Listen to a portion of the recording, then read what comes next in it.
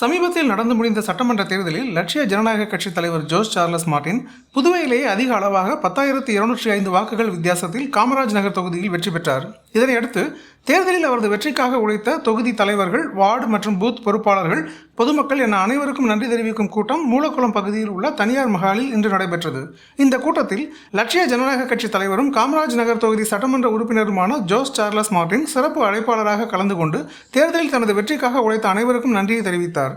அப்போது பேசிய அவர், வெயிலையும் மழையையும் பாராமல் உழைத்த மக்களின் நம்பிக்கையால் கிடைத்த வெற்றி இது, தனிநபரது வெற்றி அல்ல என்று தெரிவித்தார். மேலும் தொகுதி மக்களின் நம்பிக்கை ஒருபோதும் வீணாகாது என்ற அவர், நான் பதவிக்காக வரவில்லை, மக்கள் சேவைக்காகவே வந்துள்ளேன் என்றும் தெரிவித்தார். சொந்த நிதியில் சிங்கப்பூர் சிபிஜி மற்றும் சென்னை ஐஐடி குழுக்கள் மூலம் காமராஜ் நகரில் மழைக்காலத்தை எதிர்கொள்ள தேவையான பணிகளை முன்னெடுத்து வருவதாக கூறிய அவர், பல பிரச்சனைகளுக்கு உடனடி தீர்வு சாத்தியமில்லை என்றாலும் 2 ஆண்டுகளுக்குள் முழுமையான தீர்வை கொண்டு வர நடவடிக்கை எடுக்கப்படும் என்றார். மக்களுக்கு எங்கு பிரச்சனை இருந்தாலும் தொடர்ந்து குரல் கொடுப்பேன் என்ற உறுதியை அவர் வெளிப்படுத்தினார். மக்களுக்கான நலத்திட்டங்களின் பயன் நேரடியாக மக்களை சென்றடைய வேண்டும் என்பதற்காக டெல்லி சென்று தேவையான பணிகளையும் மேற்கொள்வேன் என்றார். இறுதியாக, இதுதான் ஆரம்பம், பெரிய மாற்றத்தை நோக்கி களமிறங்கியுள்ளேன் என்று ஜோஸ் சார்லஸ் மார்டின் உறுதியாக தெரிவித்தார்.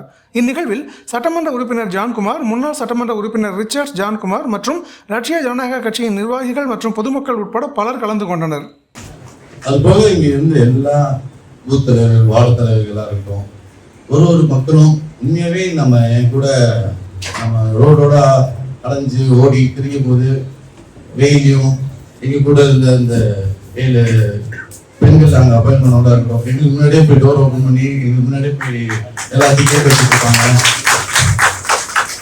ஸோ இது ஒரு தனி நபரோ ஒரு நல்ல வந்த ஒரு விஷயம் இல்லை.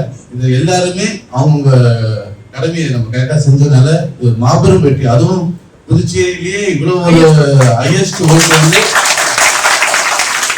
அது உண்மையானதான். எல்லாருமே அதுவும் இந்த தொகுதி மக்கள் நம்ம மேல வச்சிருக்க நம்பிக்கையை வந்து நம்ம என்னைக்குமே வீண் போயிடக்கூடாது.